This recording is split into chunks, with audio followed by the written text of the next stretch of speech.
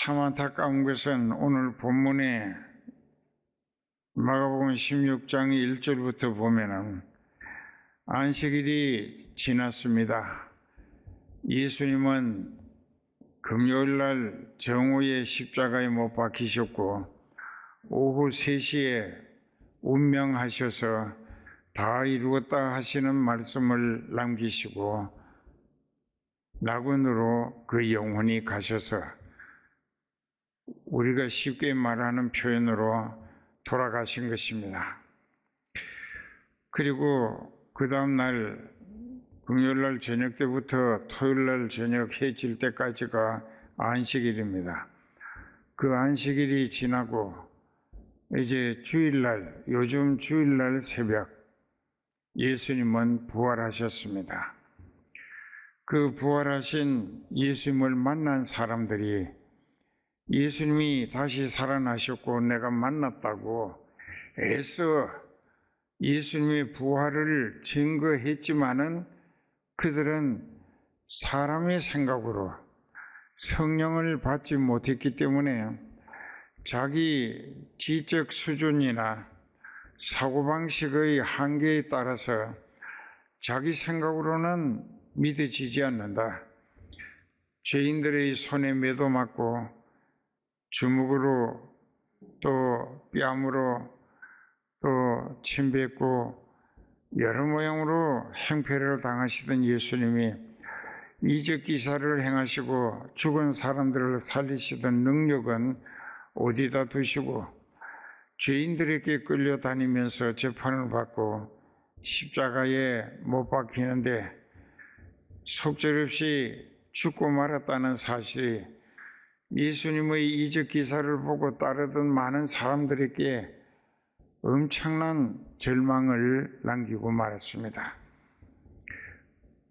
예수님 믿고 따랐던 것이 헛것이었고 부질없는 일이었다. 그나마 로마 제국의 압제하에서 노동력 착취당하면서 인권 유린되고 그저 개, 돼지 취급을 받으며 살던 그들에게 예수님은 새로운 희망의 복음을 전해주셨고 이적 기사로 많은 가능성을 보여주셨기 때문에 예수님께 엄청난 기대를 걸고 저분이 유대인의 왕이 되시면은 저분의 능력으로 로마 제국을 물리쳐 독립되고 해방되는 역사를 이루어 주실 분이라고 믿었었는데 죽는 모습을 보고 유대인들은 완전히 허감한 절망에 빠지고 말았습니다. 그랬는데 여기 보니까 막달라 마리아가 이른 새벽에 예수님 몸에 시체에 넣어드릴 향료를 가지고 무덤을 찾아갑니다. 전에 7 귀신이 들려서 미치기도 했던 참 불행하고 비참하게 살았던 이 막달라 동네에 살던 마리아였습니다. 그 무덤에 갔을 때 무덤에 돌 문이 열려 있고 무덤 안이 비어 있습니다. 그래서 그 안에 들여다보고 시체가 없어졌다는 것에 또 한 번 안타까운 실망을 금치 못하고 무덤 앞에서 무덤을 들여다보며 울고 있었습니다. 그때에 부활하신 예수님이 마리아 앞에 나타나셨어요. 묻습니다. 여인이여 어찌하여 울며 누구를 찾느냐? 그때 마리아는 예수님이 살아나신 줄은 생각지도 못하고 그분이 산지기인 줄로 알고 당신이 아시거든 내 주님을 누가 어디로 시체를 가져갔는지 내게 좀 일러주시라고 내가 우리 집으로 모셔가야 되겠나이다 했습니다. 그때 예수님은 부활하신 입장을 밝히지 않으시면서 그렇게 마리아와 대화를 하셨는데, 마리아가 하는 말 속에는 예수님을 전적으로 믿고 얼마나 온전히 사랑했던가 하는 것이 담겨 있습니다. 시체가 다시는 도적맞지 않기 위하여 나에게 어디로 옮겨갔는지, 누가 가져갔는지 알려주면은 내가 그 시체를 찾아서 우리 집으로 모셔다가 내가 시체를 잘 관리하며 보살피겠다는 뜻입니다. 그때 예수님은 감정이 격하셨습니다. 마리아야 하고 마신 것입니다. 그 음성은 전에 귀에 익숙한 주님의 음성이었습니다. 그래서 눈을 뜨고 쳐다보니까는 시체 찾기 위해 걱정하고 있는 마리아에게 다시 살아나신 부활의 예수님이 서 계시는 것이었어요. 너무나 반가웠습니다. 벌떡 일어나서 예수님을 끌어안으려고 했습니다. 그때 예수님이 손을 저으시면서 뒷걸음치시며 마리아야, 내게 손을 대지 말라. 왜냐하면 내가 부활한 후 하늘에 계신 아버지 하나님께도 먼저 뵙지를 못했다. 그러니까는 막달라 마리아는 하나님 아버지보다 부활하신 예수님을 맨 처음으로 만나는 여인이 됐던 것입니다. 그 막달라 마리아의 믿음은 지극했습니다. 자기가 일곱 귀신에게 미쳐서 사람 구실을 못하고 참 비참하게 지냈던 시절을 생각하고 예수님이 자기를 찾아오셔서 귀신 일곱을 한꺼번에 쫓아내시고 본정신이 돌아오게 하셨을 뿐만 아니라 예수님을 통하여 영적인 존재와 가치와 영생의 소망을 예수님이 그에게 주셨기 때문에 그는 이제 예수님과 함께 영원히 살 것이라는 영생의 소망에 한껏 부풀어 있었습니다. 그 부활하신 예수님을 보고 너무나 반가웠죠. 그때 예수님이 하시는 말씀, 내 몸에 손을 대지 말라. 내가 부활한 이후 아버님께도 하나님 아버지께도 배웁지를 못했다. 저는 그 말씀을 깨달을 때 많이 울었습니다. 막달라 마리아처럼 믿어야 되겠다는 생각을 했습니다. 그리고 마리아에게 최초로 부활 증거해야 할 사명을 주십니다. 너는 가서 내 제자들에게 내가 전에 얘기해 준 대로 다시 살아났다라고, 너를 만났다라고, 그리고 너에게 이런 부탁을 하셨다라고 가서 전달해라. 그게 뭐냐 하면은 내가 다시 살아났기 때문에 갈릴리에서 너희를 만나게 될 것이라고. 갈릴리로 오라. 그러면 거기서 부활한 나를 만날 것이다. 그 부활의 소식은 수제자였던 베드로도 아니고 12 제자들 중에 가장 예수님께 사랑을 많이 받았다고 자랑해온 요한도 아니었습니다. 막달라 마리아 뿐이었습니다. 그가 제자들에게 가서 내가 부활하신 주님을 만나 배웠다고, 무덤도 열려있고 시체도 없어졌고 그분이 다시 살아나셔서 나와 대화를 하셨고 내게 분포하시기를 갈릴리에서 제자들을 만나고 싶어 하시더라는 말씀을 전했습니다. 그러나 그 제자들은 막달라 마리아의 부활의 주님 만난 간증을 통한 부활의 증언을 듣고서도 믿질 않았습니다. 그 제자들도 안 믿었어요. 여기 보면은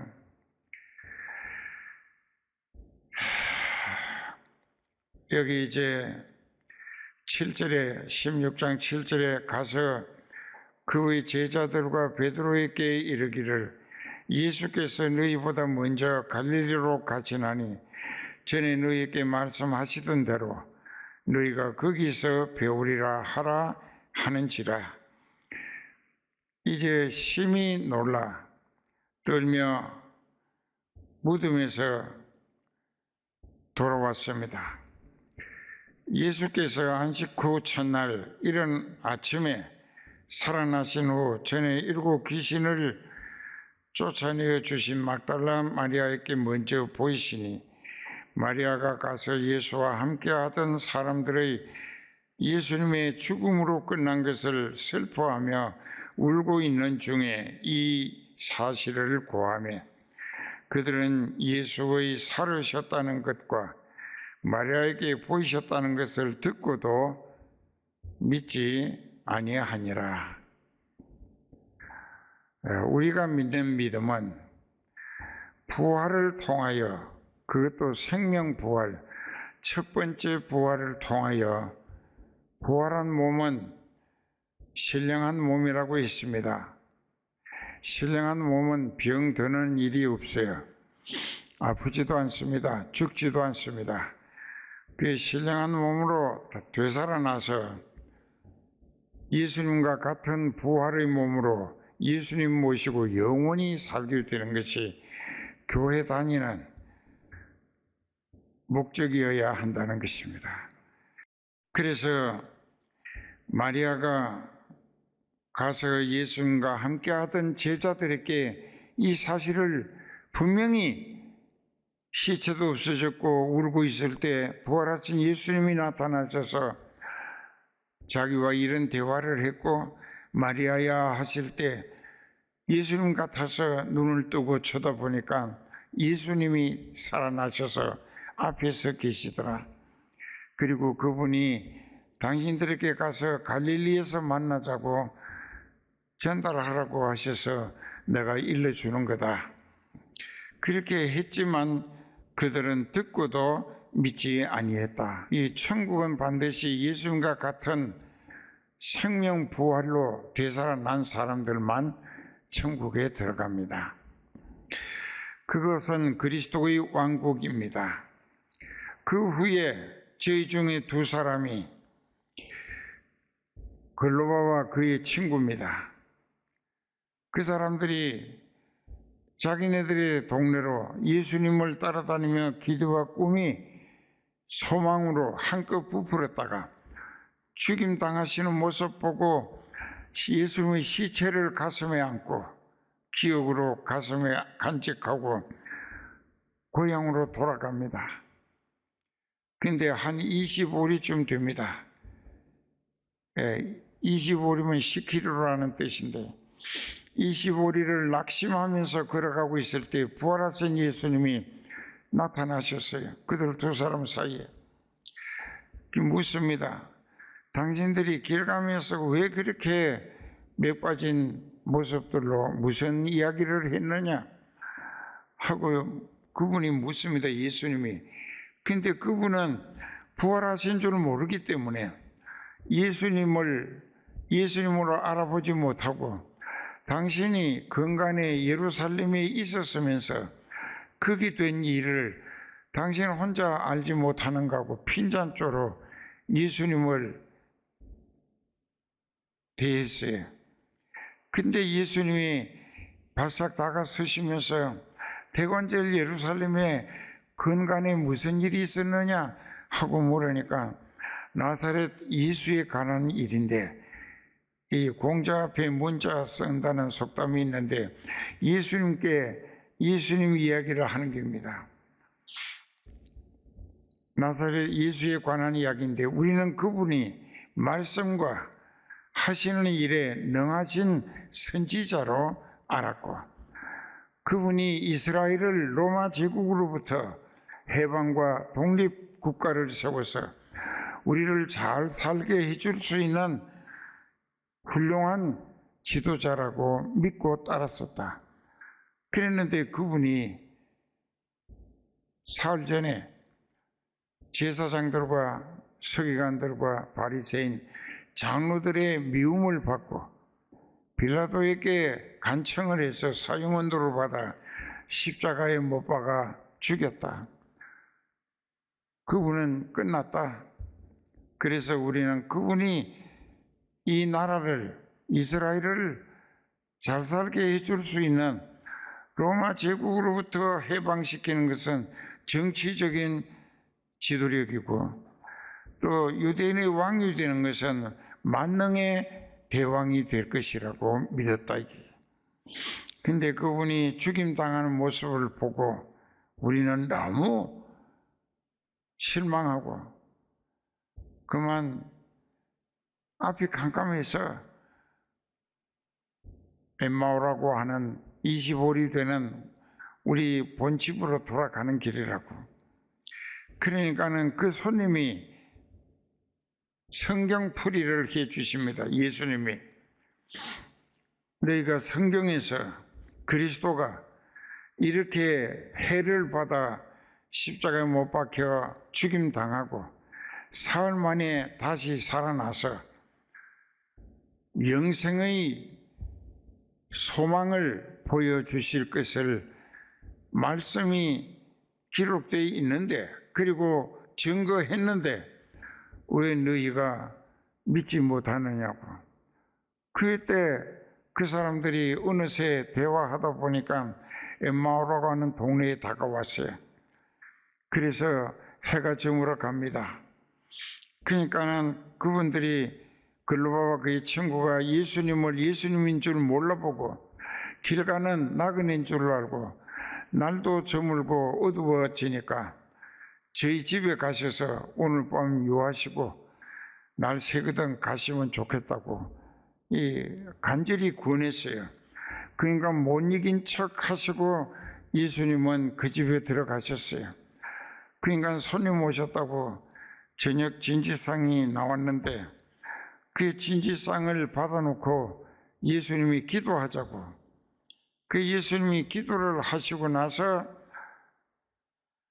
그 제자들의 눈을 띄워주셨어요. 영의 눈을 띄워주시고 기도 끝나고 아멘하고 눈을 뜨고 보니까 그분이 돌아가신 예수님이 살아서 여기 와 계신다. 이렇게 자기들과 대화했고, 그래서 너무나 기뻐서 그 예수님 주여 하는데 예수님이 없어지시는 거예요. 예수님은 그 두 사람이 택한 백성이기 때문에 그 너무 깊은 절망에 빠져서 안타까워 부활하신 몸으로 그 두 사람이 무거운 발걸음으로 깊은 실망 가운데 돌아가던 고향길에 예수님이 찾아가 주신 것입니다. 왜? 택하셨기 때문에. 그리고 그 두 사람에게 예수 그리스도의 부활에 살아있는 증인의 사명을 주신 것입니다. 이 글로바와 그의 친구가 상을 받아놓고 축복 기도 받고 예수님이 부활하신 모습을 영의 눈으로 확인하고는 그 밥 먹지도 못하고 일어나서 예루살렘으로 단숨에 뛰어갔습니다. 25리를 달려가 가지고 제자들이 모이는 방에 갔어요. 가서 우리가 부활하신 예수님을 뵀다고. 너 혼자 본 게 아니라 이 친구도 봤다고.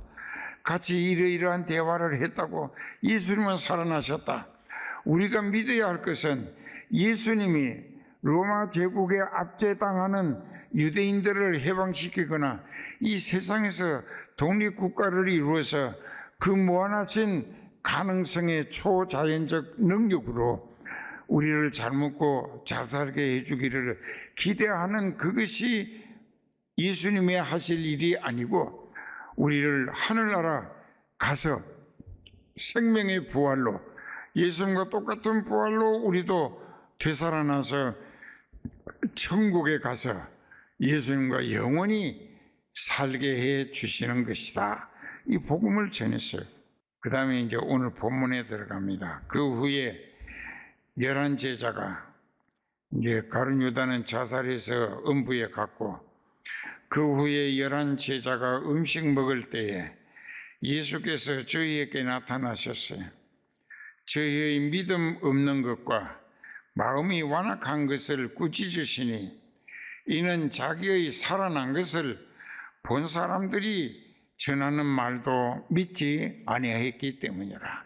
예수 그리스도의 동정 탄생과 또 왜 육신을 입고 오셔야 했느냐? 우리 죄를 하나님의 법대로 십자가 형틀에 못 박혀 피 흘림으로 목숨 버리시기까지 우리의 죄값을 몽땅 대신 다 당해 주시느라고 죽임 당하셨다. 그리고 예수님은 사흘 만에 부활하셨어요. 그런데 믿지 않는 그들에게도 예수님이 사명을 주시는 거예요. 믿지도 않는데. 믿는 사람은 마리아와 그리고 막달라 마리아 그리고 글로바와 그의 친구 세 사람은 부활하신 예수님을 직접 봤어요. 그들은 믿어집니다. 너희는 온 천하에 다니며 만민에게 모든 백성들에게 복음을 전파하라. 그 복음이 뭐냐? 네가 죄인이라는 걸 알려주고 그 죄 때문에 지옥 간다는 것도 알게 하고, 그리고 예수 그리스도는 하나님의 아들, 성령으로 잉태된 동정탄생으로 원죄를 피하여 나셨기 때문에 그분은 죄가 없는 분이라. 그러니까 그분이 모든 택하신 백성들의 죄를 대신 벌받아 주심으로 십자가에서 대속의 희생양이 되셨다. 그것을 믿고 네 죄를 예수님께 다 고백하면 그 죄가 예수님께로 넘겨졌을 때 너는 하나님 아버지로부터 믿음으로 회개해서 죄를 용서받아 의로워졌다는 이 신덕이라고 합니다. 믿음으로만 회개했을 때 죄를 용서받아 의로워지는 자격을 얻는다. 이건 신학교에서 수도 없이 가르칩니다. 그 복음을 전하라 이거야. 그러면 믿고 회개해서 죄를 용서받고 성령을 파송받아 모시고 성령에 이끌리는 신앙인으로 성령께 쓰임받을 때 그 사람은 하나님의 아들, 딸의 자격을 얻고 또 그 성령이 하늘나라까지 데려가 주시게 돼 있다. 그것이 복음이에요. 그것을 전하라 이거야. 근데 너희가 전하는 복음을 듣고 믿어서 회개하고 세례를 받는 사람은 성령을 받는다. 죄를 다 회개해서 용서받은 다음에라야 세례를 받습니다. 그리고 세례받은 사람은 죄를 용서받은 증거이기 때문에 성령을 하나님이 보내주신다. 여기 그려놨습니다. 믿고 세례를 받는 사람은 구원을 얻을 것이나 믿지 않는 사람은 정죄, 죄인으로 확정받으면 지옥 간다 이깁니다. 그리고 믿는 자들에게 성령 충만한 사람에게 이런 표적이 따른다. 곧 저희가 내 이름으로 귀신도 쫓아낼 수 있고 새 방언을 말하기도 하고 뱀을 짚기도 하고 무슨 독을 마실지라도 해를 받지 않고 병든 사람에게 손을 얹어 기도하면 성령이 병을 고쳐주신다. 사람은 죄를 용서받은 증거로 하나님이 그에게 성령을 보내주신다. 그 성령 받은 사람은 이미 하늘 백성이 천국 시민권을 얻은 거예요. 그래서 히브리서 9장 27절에도 우리의 시민권은 하늘에 있는지라 거기로서 구원하는 자 곧 주 예수를 기다린다. 그렇게 돼 있어요. 그 성령 받은 사람은 시민권이 하나님 나라의 시민권이다. 이게 천국 시민권이에요. 우리가 전하는 복음은 회복의 역사를 통하여 천국 소망으로 연결시켜지는 큰 기쁨을 모든 인류에게 누리게 해 주기 위해서 전 세계를 하나님이 다니시면서 이 복음을 전하게 하시는 것이고, 진짜로 믿읍시다. 남은 가족도 꼭 구원합시다.